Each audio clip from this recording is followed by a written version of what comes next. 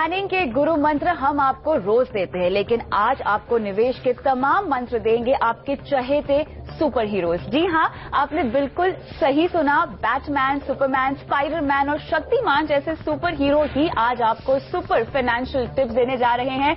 बुराई का अंत और अच्छाई की जीत का संदेश देने वाले इन सुपर हीरो से आप फाइनेंशियल प्लानिंग के क्या गुर सीख सकते हैं, आज योर मनी में होगी इसी पर खास चर्चा। नमस्कार, मैं हूं कविता थपलियाल और आज योर मनी की इस खास पेशकश में मेरे साथ है वाइस इन्वेस्ट एडवाइजर्स के हेमंत सिग्गी। हेमंत जी, आपका स्वागत है।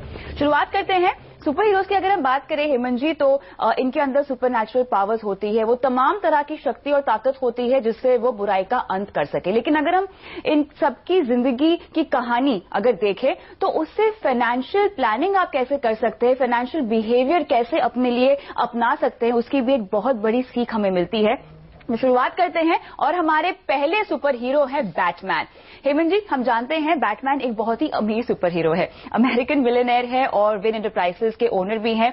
इनके माता पिता का कत्ल हो जाता है, जिसका रिवेंज लेने के लिए ये तमाम काम छोड़कर उसकी तैयारी में लग जाते हैं।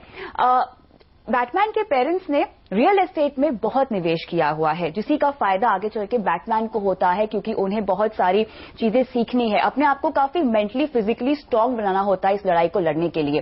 फाइनेंशियल बिहेवियर अगर मैं देखूं, रियल एस्टेट खासतौर से एसेट क्लास में देखूं, हम कहते हैं कि आपको अगर लंबी अवधि का निवेश करना है या अगर रिटायरमेंट के लिहाज से रियल एस्टेट को आपको कंसिडर करना है तो ये एक बहुत अच्छी एसेट क्लास है। बैटमैन की इस तरह की फाइनेंशियल प्लानिंग या इनके माँ बाप की फाइनेंशियल प्लानिंग जो इनके काम आती है, वो आप कैसे देखते हैं? देखिए, आई थिंक बहुत इंपॉर्टेंट लेसन है। यहाँ पे बैटमैन की जब हम बात कर रहे हैं तो उनके जो पेरेंट्स की अनटाइमली डेथ होती है। हाँ। जब ऐसा कभी होता है तो क्लियर जाहिर सी बात है कि जो बच्चे हैं उनको तकलीफ हो सकती है अगर पेरेंट्स ने ठीक से प्लानिंग नहीं की है। यहाँ पे उनको प्रॉब्लम क्यों नहीं आई? क्योंकि उन्होंने अच्छी खासी इन्वेस्टमेंट की थी, शायद ज्यादा जो चंक था वो रियल एस्टेट के अंदर था। आई थिंक उससे इंपॉर्टेंट एक चीज फैक्टर ये था कि उन्होंने अपनी एस्टेट प्लानिंग की थी।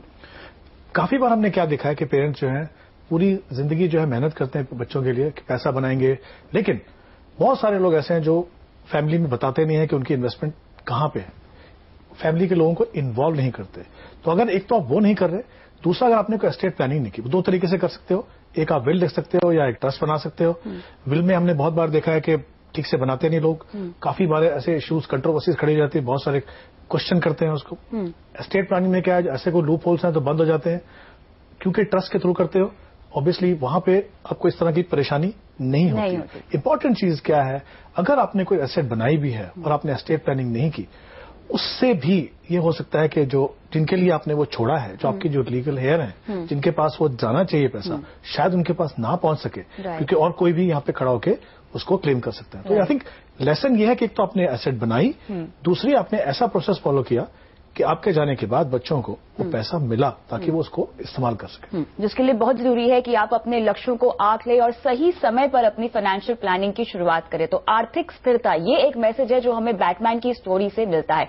आगे बढ़ते हैं, अगले सुपर हीरो पर जाते हैं जो कि है सुपरमैन। तो यहाँ पर अगर इनकी कहानी को हम देखें तो ये साइंटिस्ट के बेटे हैं जो कि क्रिप्टन की तबाही से पहले इनको धरती पर भेज दिया जाता है और कैंसस के एक किसान जो है इनको पालते हैं, बड़ा करते हैं।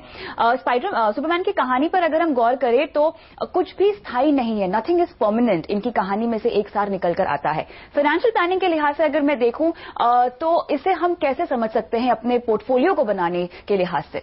देखिए, जब हम सुपरमैन की बात करते हैं हम क्या बात करते हैं? हम बात करते हैं मैन ऑफ स्टील। ऐसा लगता है कि उनके पास सब कुछ है, लेकिन उनके सामने भी ऐसी चीजें थी जो उनकी पावर्स को लिमिट कर सकती थी। इसका मतलब क्या है? एज एन इन्वेस्टर आपके पास क्या यहाँ पे मैसेज है? मैसेज ये है कि जो इन्वेस्टमेंट ऑप्शन आपको बिल्कुल सेफ लगती है, क्या वो सही मायने में सेफ है? जैसे क्या कोई सेफ इन्वेस्टमेंट ऑप्शन है? बिल्कुल। जैसे हम सुपरमैन की बात करते हैं, जैसे मैंने पहले कहा, लगता है कि भाई उनको तो कोई नहीं हरा सकता, लेकिन ऐसा है जो उनकी पावर को लिमिट कर सकते हैं। यहाँ पे क्या, जैसे बैंक डिपॉजिट की बात करते हैं, जब बैंक डिपॉजिट की बात करते हैं तो सारे लोग सोचते हैं कि देखिए सबसे सेफ इन्वेस्टमेंट है। बिल्कुल। सच्चाई ये है कि सेफ है, कितनी सेफ है? जो डिपॉजिट इंश्योरेंस है वो पूरे पैसे की तो है नहीं। अगर मान लीजिए 1 लाख रुपए का इंश्योरेंस है सारे अकाउंट्स को मिला के, तो उतना ही सेफ है। सेफ्टी कहाँ? परसेप्शन में है, क्योंकि आप पैसा मान लीजिए बैंकों को दे रहे हैं, आपको लगता है जो पैसा हमने दिया वो सेफ है, लेकिन वो सेफ है नहीं। दूसरी सेफ्टी की मैं बात करता हूँ यहाँ पे, जो आपको रिटर्न जो मिलता है वो बहुत कम मिलता है। तो रिस्क दो तरह के हैं, एक तो आप अपनी कैपिटल को लूज करें जो शायद यहाँ पे ना हो, लेकिन दूसरा जो उसका बड़ा रिस्क है वो इन्फ्लेशन का रिस्क है। बिल्कुल।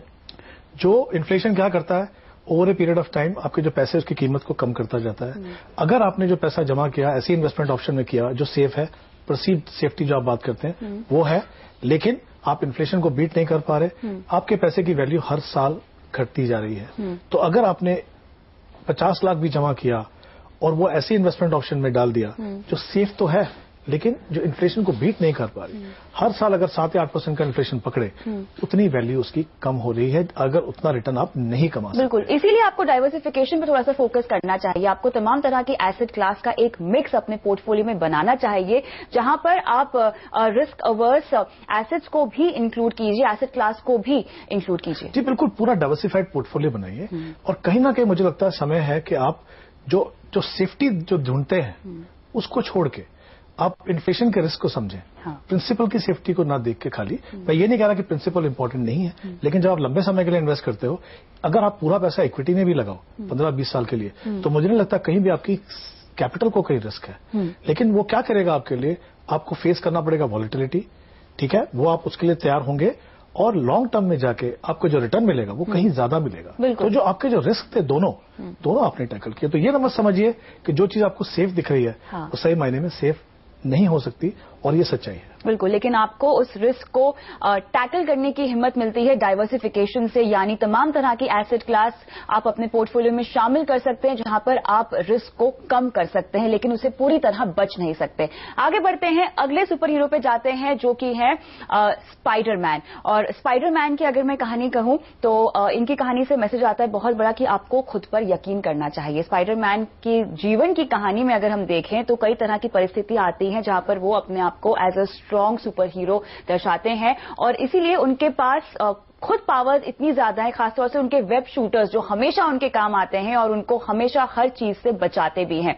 मेरे पोर्टफोलियो में ऐसी कौन सी चीजें हो जो मुझे खुद समझना बहुत जरूरी है और किसी पर निर्भर नहीं रहना चाहिए, बिकॉज हमें तमाम तरह की सलाह मिलती है। अगर मैं फाइनेंशियल प्लानिंग की बात करूं, कोई कहता है इंश्योरेंस से पैसे लगा दीजिए, ये म्यूचुअल फंड के रिटर्न अच्छे हैं, इसमें आप पैसे लगा दीजिए, लेकिन मेरी तरफ से वो क्या तैयारी होनी चाहिए जिससे मुझे समझ में आए कि मेरे लिए ये एसेट क्लास बिल्कुल सही है और मैं उस किसी की राय पे निर्भर ना रहूं। देखिए, जैसे आपने कहा स्पाइडरमैन की बात करें तो सुपर नेचुरल पावर्स हैं, लेकिन उनको भी कुछ और चीजों की जरूरत पड़ती है। राइट, ठीक है। अब हम बात कर रहे हैं एज एन इन्वेस्टर, आपके पास एक एडवाइजर है, तो आपको लगता है कि आप एक स्पाइडरमैन जैसे हो गए, क्योंकि अभी आपको चिंता करने की जरूरत नहीं है, आपने प्रोफेशनल क्वालिफाइड एडवाइजर को अपना पैसा दे दिया है, वो आपका सारा काम करेंगे। बिल्कुल ऐसा नहीं है। ये बात सही है कुछ हद तक, कि काफी हद तक मैं कहूंगा कि एडवाइजर आपको मदद करेंगे इन्वेस्टमेंट में, समझाने में, ध्यान रखने में, ना कि सिर्फ स्टार्टिंग में, बल्कि जो आपका पूरा होराइजन है उसमें आपको समय समय पे गाइड करते रहेंगे। लेकिन उसमें आपको अगर पार्टिसिपेट नहीं किया तो जितना फायदा आपको होना चाहिए वो उतना वहां पे नहीं होगा। तो इंपॉर्टेंट चीज ये है कि अगर आपका एडवाइजर है भी तो आप उस प्रोसेस में शामिल होइए। आप कैसे एक बेटर इन्वेस्टर बनेंगे, क्योंकि आप किसी न किसी पे डिपेंडेंट हैं शुरू से लेकर आखिर तक। बिल्कुल, कहीं ना कहीं आपको सीखना है। अभी आप जो आपका एडवाइजर है उसको कैसे अलर्ट रखेंगे, उनको कैसे लगेगा कि आप इस चीज पे ध्यान दे रहे हैं। देखिए, आपका एडवाइजर बेस्ट हो सकता है, लेकिन अल्टीमेटली पैसा आपका है। आपको ख्याल रखना है कि कहां आपका पैसा जा रहा है, किस एसेट क्लास में जा रहा है। जी बिल्कुल, एज ए प्रोफेशनल वो देखेंगे। इवन अगर वो उसके बारे में काफी पैशनेट भी हैं, तो भी जो चीजें आपकी, जो ड्रीम्स, आपके सपने, एस्पिरेशन, आपकी रिस्क एपेटाइट, सब जुड़े हुए हैं, कितना जोखिम ले सकते हैं आप जब तक उसमें शामिल नहीं होंगे तो उतनी पावर, जो मैंने कहा, एक एडवाइजर की पावर होने के बावजूद भी आपको रिजल्ट शायद अच्छे नहीं मिलेंगे, क्योंकि एडवाइजर को भी ये समझना जरूरी है कि आपकी जरूरतें क्या है, आपके दिमाग में, दिल में क्या चल रहा है। वो चीजें तब आएंगी जब आप उस प्रोसेस में पार्टिसिपेट करोगे। तो इंपॉर्टेंट है एडवाइजर होते हुए भी उसके अंदर पार्टिसिपेट करो, ताकि आपको जो पावर मिली है उसका सही फायदा हो सके। तो यहाँ पे स्पाइडरमैन तो आपको ये संदेश दे रहे हैं कि आपको अपने ऊपर डिपेंडेंट रहना चाहिए और किसी पर जरूरत से ज्यादा यकीन नहीं करना चाहिए। लेकिन अगले सुपर हीरो जो है हमारे, वो है हमारे देसी हीरो शक्तिमान, जिनका जो जन्म हुआ था वो कलयुग में, जिस तरह से हम देख रहे थे कि परेशानियां, दिक्कतें बढ़ रही थी, उनका सामना करने के लिए, उनका खात्मा करने के लिए इनको बनाया गया, और इनके 7 गुरु हैं जो इन्हें बनाते हैं और तमाम तरह की शक्तियां देते हैं। स्पाइडरमैन ने तो कहा है कि आपको अपने भरोसा रखना चाहिए, लेकिन शक्तिमान की स्टोरी से हमें ये पता चलता है कि एक गुरु, एक मार्गदर्शक होना बहुत जरूरी है। जी देखिए, जब हम शक्तिमान की बात करते हैं तो हम सब जानते हैं कि शक्तिमान मतलब बहुत शक्ति है, ऑल पावरफुल, लेकिन उनको भी 7 गुरुओं की जरूरत पड़ी जिन्होंने उनको अलग अलग गुर दिए। बिल्कुल, ऐसा नहीं कि सारी चीज उनको एक गुरु से मिली, लेकिन यहाँ पे ये बता दूं जब हम इन्वेस्टमेंट की बात करते हैं तो ये चीज को फॉलो मत कीजिए। गुरु की जरूरत है, 7 गुरु रखेंगे, 7 गुरु का सोचने का तरीका अलग होगा, उनकी अप्रोच अलग होगी, तो पता चला आपका पोर्टफोलियो 7 हिस्सों में बट गया और जो आपको डायरेक्शन मिलनी चाहिए वो नहीं मिल रही। यहाँ पे इंपॉर्टेंट चीज ये है कि आपको गुरु की जरूरत है, आपको एडवाइजर की जरूरत है। जैसे हमने कहा पहले स्पाइडरमैन के केस में क्या था, अगर एडवाइजर है तो पूरा डिपेंडेंट मत हो। यहाँ पे ये पता चलता है कि आपको एडवाइजर की जरूरत है। पहली बात, एक एडवाइजर होना बहुत ही जरूरी है। खुद से करोगे तो बहुत ज्यादा रिस्क लोगे, क्योंकि इन्वेस्टमेंट कोई ऐसी चीज नहीं है कि आज जो आप देख रहे हैं वो वैसा 6 महीने के बाद या 6 साल के बाद रहेगा। बिल्कुल। आज हम ऐसे एनवायरमेंट में हैं जहां पे हर दिन ग्लोबल मार्केट में कुछ ना कुछ होता है, लोकल मार्केट में कुछ होता है, टैक्स लॉ चेंज होते हैं, गवर्नमेंट चेंज होती है, परसेप्शन चेंज होते हैं, आपका अपना रिस्क प्रोफाइल चेंज होता है। उस सब से आप कैसे सामना करेंगे, क्योंकि आपके पास ना तो उतना समय है, ना शायद आपके पास उतनी काबिलियत हो कि आप उन चीजों को समझ के वो बना सके। इसके लिए इंपॉर्टेंट क्या है, एक गुरु यानी एक एडवाइजर होने की जरूरत है। बिल्कुल। लेकिन जैसा पहले कहा, टोटली उसके ऊपर डिपेंड नहीं करना है, आपको उसमें पार्टिसिपेट करना है। तो ये दोनों सुपरमैन जो है, इन दोनों से ये सीख अपने को। बिल्कुल, उनकी राय सुनकर, उनकी सलाह मानकर आप चाहें तो थोड़ा सा और रिसर्च कर सकते हैं अपने इन्वेस्टमेंट पोर्टफोलियो पर और उसी के मुताबिक आप निवेश का निर्णय ले सकते हैं। तो अब तक योर मनी में हमने बैटमैन, सुपरमैन, स्पाइडरमैन और शक्तिमान से जान लिए सुपर फाइनेंशियल टिप्स। लेकिन फिलहाल लेते हैं एक ब्रेक के बाद और भी सुपर हीरोज हैं जो आपको देंगे एक्सक्लूसिव फाइनेंशियल प्लानिंग के टिप्स। बने रहिए हमारे साथ।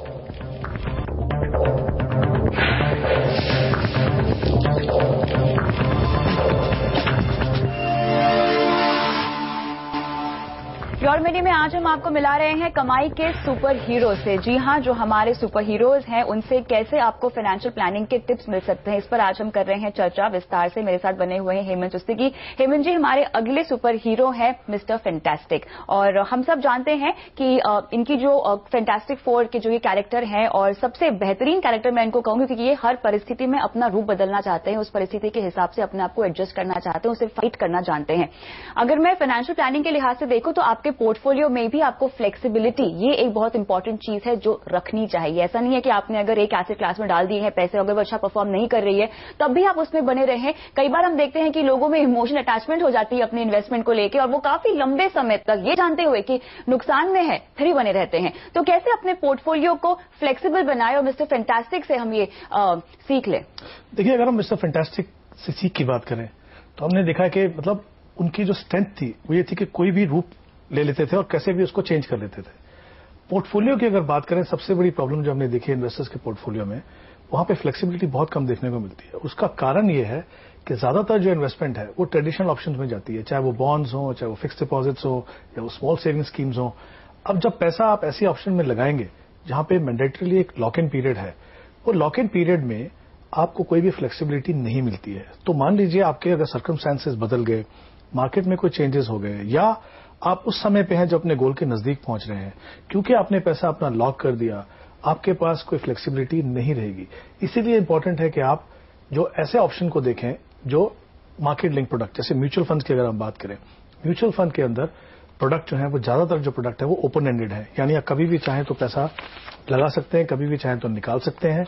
इसका मतलब ये है कि अगर आपने कोई एसेट एलोकेशन फॉलो भी किया है, अगर उसको रीबैलेंसिंग करना है, यानी इक्विटी में ज्यादा पैसा लगाना है या डेट में लगाना है, या जैसे मैंने कहा आपके सर्कमस्टेंसेस चेंज होते हैं, वो अगर आपको चेंज करने हैं, तो उसके लिए वो तभी पॉसिबल है जब आप फ्लेक्सिबिलिटी हो। और फ्लेक्सिबिलिटी का एक और फायदा है, कभी कभी आपको कोई ऐसी जरूरत हो जिसमें आपको लिक्विडिटी की जरूरत हो, तो वो तभी हो सकती है जब आपके पोर्टफोलियो में फ्लेक्सिबिलिटी हो। तो आई थिंक ये इंपॉर्टेंट लेसन है मिस्टर फैंटास्टिक से कि आपके जो पोर्टफोलियो है उसमें इतनी फ्लेक्सिबिलिटी हो कि आपको जब भी जरूरत हो, चाहे वो अपनी जरूरत हो, चाहे वो मार्केट कंडीशन को देखते हुए या आपके गोल को देखते हुए, चेंजेस करने की अगर जरूरत पड़े तो वो आप कर सकें। बिल्कुल, और ऐसे में जब हम बदलाव करना चाह रहे हो अपने पोर्टफोलियो में, तो हमें किस तरह की चीजें कंसिडर करनी चाहिए? देखिए, डिपेंड करता है आप किस कारण से बदलाव कर रहे हो। अगर आप, जैसा मैंने पहले कहा, अपने गोल के नजदीक पहुंच रहे हो, जैसे मान लीजिए आपने 15 साल के लिए इक्विटी में इन्वेस्ट किया, 13 साल के बाद या 13.5 साल के बाद आपको धीरे धीरे पैसा जो है वो इक्विटी से निकाल के डेट में आना है, ताकि आप जो आपने रिटर्न इतने सालों में कमाया है उसको प्रोटेक्ट कर सकें। अगर हम मान लीजिए बात करते हैं रिटायरमेंट गोल की, फॉर एग्जांपल, रिटायर होने के बाद आपको फिर से रीअसेस करना है कि आपकी रिक्वायरमेंट रेगुलर इनकम की कितनी है, आपकी रिक्वायरमेंट कैपिटल ग्रोथ की कितनी है, उसके हिसाब से अपने पोर्टफोलियो को फिर से रीअलाइन कीजिए। तो वो डिपेंड करता है उसके ऊपर। दूसरा, जो टेक्निकल एलोकेशन जो बोलते हैं वो डिपेंड करता है मार्केट कंडीशन पे। वो मुझे लगता नहीं कि हर इन्वेस्टर के लिए वो हित में काम करती है। तो किस तरीके से करना है वो डिपेंड करता है किस कारण से आप कर रहे हैं, और ये तभी पॉसिबल है अगर आपके पोर्टफोलियो में फ्लेक्सिबिलिटी हो।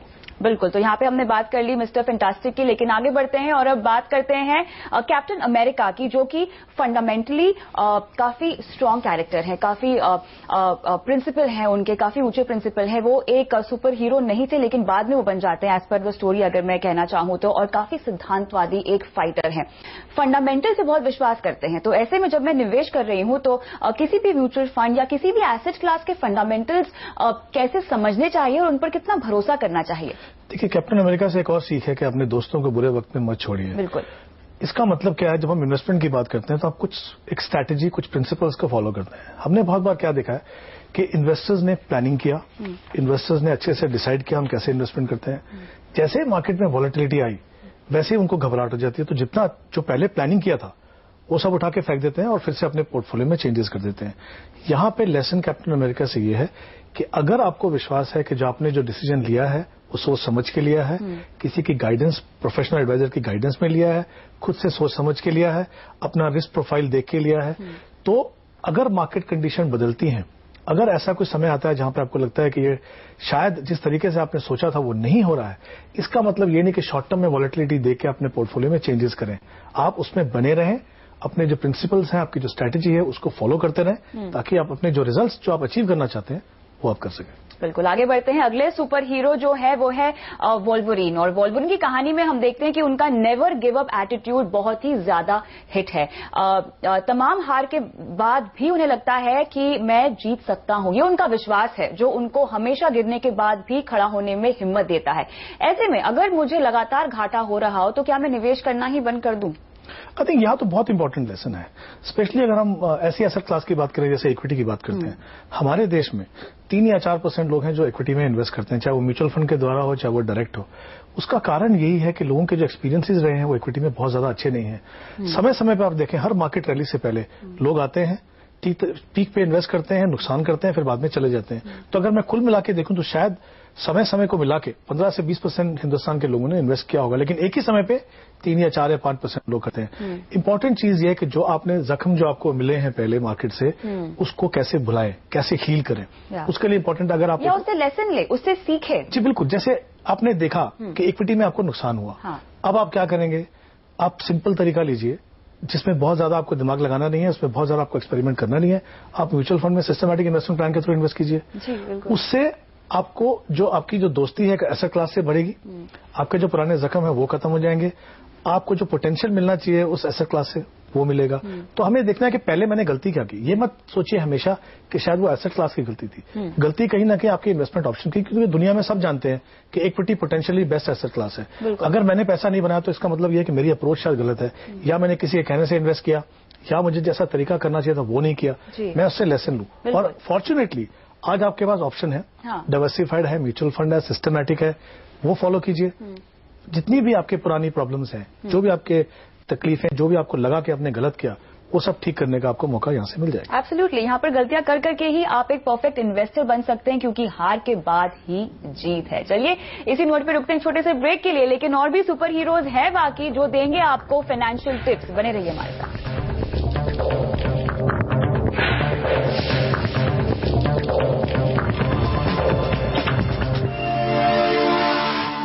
योर मनी में आज हम आपको मिला रहे हैं कमाई के सुपर हीरो से, जो आपको दे रहे हैं सुपर फाइनेंशियल टिप्स। और आगे बढ़ते हैं, हमारे अगले सुपर हीरो है हल्क, जो कि हम जानते हैं एक साइंटिस्ट है, यानी दिमागी तौर पे हेमंत जी काफी तेज हैं। और अगर हल्क की स्ट्रेंथ की हम बात करें तो सबसे ज्यादा ताकतवर हल्क है, लेकिन बहुत अच्छे से ये दोनों ही क्वालिटीज का इस्तेमाल करते हैं बैलेंस अप्रोच के साथ, जो कि हम कहते हैं कि आपको अपने पोर्टफोलियो में भी लागू करना चाहिए। तो कैसे हल्क से सीखते हुए हमें अपने पोर्टफोलियो को बैलेंस बनाना चाहिए?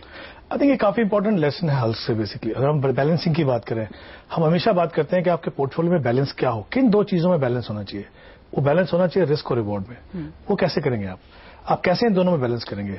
इसीलिए कहा जाता है हमेशा कि आप एसेट एलोकेशन के जो प्रोसेस है उसको फॉलो कीजिए। एसेट एलोकेशन का मतलब ये है कि लॉन्ग टर्म का पैसा ऐसी एसेट क्लास में जाएगा जैसे इक्विटी है, मीडियम टर्म का हाइब्रिड में जैसे इक्विटी और डेट का, और शॉर्ट टर्म का जो मीडियम टर्म का जो पैसा है वो डेट में जाएगा। जब आप इस तरीके से इन्वेस्ट करते हैं तो आपके पोर्टफोलियो में प्रॉपरली बैलेंस आता है, यानी लॉन्ग टर्म में आप रिस्क ले रहे हैं, मीडियम टर्म में थोड़ा कम रिस्क ले रहे हैं, शॉर्ट टर्म में आप रिस्क नहीं ले रहे। तो आपने क्या किया, आपने पूरे पोर्टफोलियो में एक बैलेंस बना दिया। जो रिस्क और रिवॉर्ड का बैलेंस ये है कि मुझे रिटर्न चाहिए, लेकिन मुझे जो रिस्क की लक्ष्मण रेखा है उसको पार नहीं करना। ये जो बैलेंसिंग है ये पोर्टफोलियो में, ये बहुत इंपॉर्टेंट लेसन है हल्क से, जो हर इन्वेस्टर को मुझे लगता है फॉलो करना चाहिए। आगे बढ़ते हैं और अगले सुपर हीरो है डेडपूल, जो कि संदेश दे रहे हैं कि आपको डिटेल्स पे ध्यान देना चाहिए। अगर हम डेडपूल की कहानी पर भी गौर करें हेमंत जी, तो कैंसर का निशान अभी भी इनके ऊपर है, जो कि कहीं ना कहीं उनको ये बात याद दिलाता है कि ये उनसे ये उन पर हावी हुआ था। लेकिन जैसा कि उनका कैरेक्टर है, बहुत ही बड़बोला कैरेक्टर है और काफी स्ट्रांग कैरेक्टर बताया गया है। पोर्टफोलियो मैनेजमेंट की अगर मैं बात करूं, मेरे फाइनेंशियल प्लानिंग की अगर मैं बात करूं, तो कैसे अपनी गलतियों से बाहर निकलकर उन्हें भुलाकर मुझे भले ही छोटे छोटे स्टेप्स अगर शुरुआत करनी हो, छोटे छोटे स्टेप्स ही लेने चाहिए, और कैसे एसआईपी के जरिए, अगर मैं ऐसे मैसेज लेना चाहूं तो कैसे एसआईपी के जरिए मैं एक बहुत बड़ा रिटर्न कमा सकती हूं। देखिए इस केस में क्या हुआ, डेडपूल ने क्यों सफर किया, उसका कारण यह था उन्होंने गलती की, स्ट्रेंजर के ऊपर विश्वास किया, खुद से रिसर्च नहीं की। एज एन इन्वेस्टर ये सिचुएशन हमारे सामने बहुत बार आती है।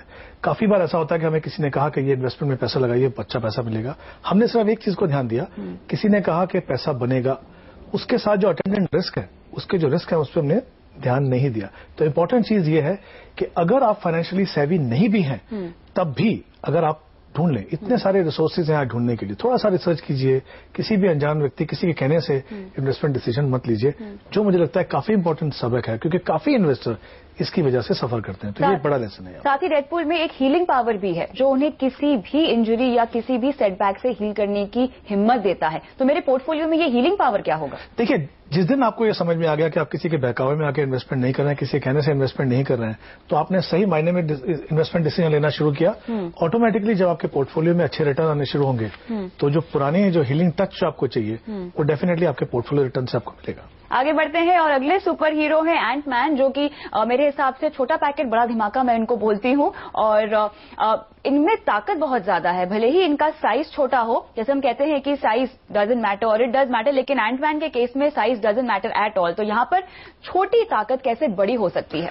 देखिए, बहुत सारे इन्वेस्टर्स ऐसे हैं जो इन्वेस्टमेंट शुरू करते ही नहीं, ये सोच के कि मेरे पास शायद उतना पैसा नहीं है, अगर मेरे पास 1000 या 2000 रुपए इन्वेस्ट करने के लिए है तो उससे मैं क्या अचीव करूंगा।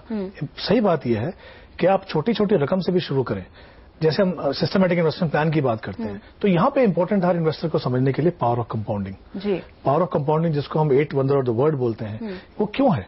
क्योंकि आप रिटर्न के ऊपर रिटर्न कमाते हैं। छोटे से पैसे से शुरुआत कीजिए, अगले 10-15 साल में आपके पास रकम ज्यादा होगी, आप बढ़ाएंगे, और पावर ऑफ कंपाउंडिंग इंश्योर करेगा कि छोटी इन्वेस्टमेंट से भी आप बड़ी रकम बनाएंगे। बिल्कुल। तो ये तो हुए 10 सुपर हीरो की बात, जिनसे आपको फाइनेंशियल टिप्स हमने दे दी हैं। लेकिन मेरे पर्सनल फेवरेट यहाँ पर हेमंत जी हैं, पावरपफ गर्ल्स, जो कि ये 3 पावरपफ गर्ल्स हैं, बबल, ब्लॉसम और बटरकप, और तीनों ही एक इन्वेस्टर की रिस्क क्वालिटी को दर्शाती है। अगर मैं सबसे पहले बबल की बात करूं, तो जो कैरेक्टर है इसका, वो बहुत ही सब्र से काम लेती, बहुत शांत है और एडवेंचरस नहीं है और लड़ाकू भी नहीं है। तो ऐसे में डेट इन्वेस्टर को एक तरह से ये रिप्रेजेंट करती हैं।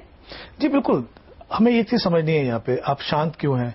क्योंकि आपको मालूम है आपको करना क्या है, आपको मालूम है आपका रिस्क प्रोफाइल कितना है, आप उस लक्ष्मण रेखा को क्रॉस नहीं कर रहे हैं, तो जाहिर सी बात है आप शांत स्वभाव के इन्वेस्टर हैं। एब्सोल्युटली। और ऐसे में ब्लॉसम जो है वो बहुत ही बैलेंस इन्वेस्टर मुझे लगती हैं, क्योंकि वो हर पक्ष की बात सुनती हैं और उसके बाद दिमाग लड़ाती हैं और बाद में एक्शन लेती हैं।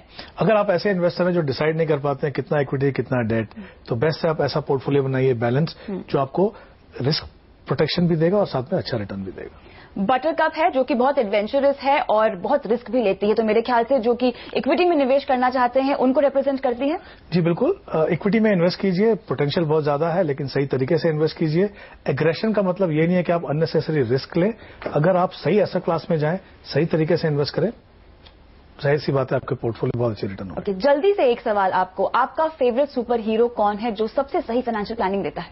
देखिए, मुझे लगता है फाइनेंशियल प्लानिंग अगर पॉइंट ऑफ व्यू से बात करें, तो मुझे लगता है जहां पे हम बैलेंसिंग की बात करते हैं, मुझे लगता है बैलेंसिंग सबसे इंपॉर्टेंट है। ओके, चलिए, तो यहाँ पर आज हमने आपको मिलाया सुपर हीरो से, जिन्होंने दी है आपको सुपर फाइनेंशियल टिप्स। तो इन तमाम टिप्स को अपने फाइनेंशियल प्लान में आप लागू कीजिए, इसे अपनाइए और आप भी बन जाइए सुपर फाइनेंशियल प्लानर अपने फाइनेंशियल पोर्टफोलियो के। बहुत बहुत शुक्रिया शो पर आने के लिए और इस खास पेशकश में मुझे भी दीजिए इजाजत, लेकिन बने रहिए CNBC आवाज के साथ। नमस्कार।